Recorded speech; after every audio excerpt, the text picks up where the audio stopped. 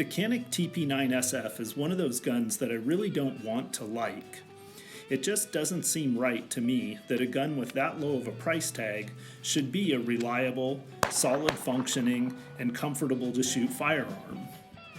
I mean, come on, the CANIK TP9SF retails for about 2/3 of the price of a Glock, 1/5 the price of a SIG.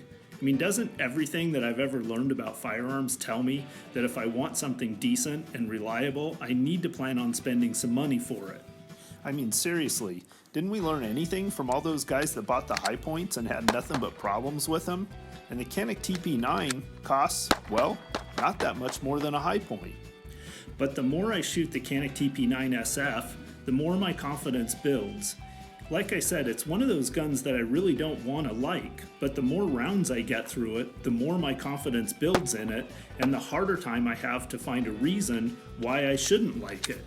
I'm just approaching the 1,000 round mark through the pistol, and to tell you the truth, I haven't had a single issue with it. Not one stoppage.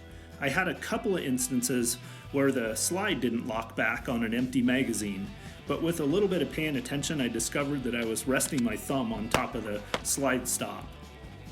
Outside of that, not a hiccup, not one. Now 1,000 rounds isn't a lot of ammo, and I'll know a lot more after I'm pushing more like 10,000 rounds through it. But so far, it really is difficult for me to find much to not like about it. It goes bang every time I pull the trigger. Is the trigger pull the best on the market? No, probably not. But it works. It's functional and it shoots just fine. The ergonomics are actually not bad at all. The recoil's really manageable, the sights are easy to pick up, and it's surprisingly comfortable to shoot.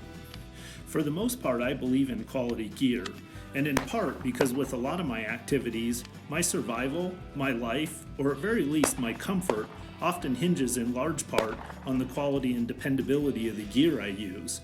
And I've learned over the years that when it comes to gear, oftentimes you do get what you pay for.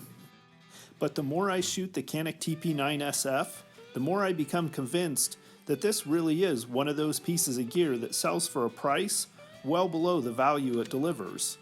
So if you're in the market for a very reasonably priced handgun, and you don't care about being able to use all the cool Glock hashtags on your Instagram, I can't think of a strong reason not to take a serious look at the CANIK TP9SF.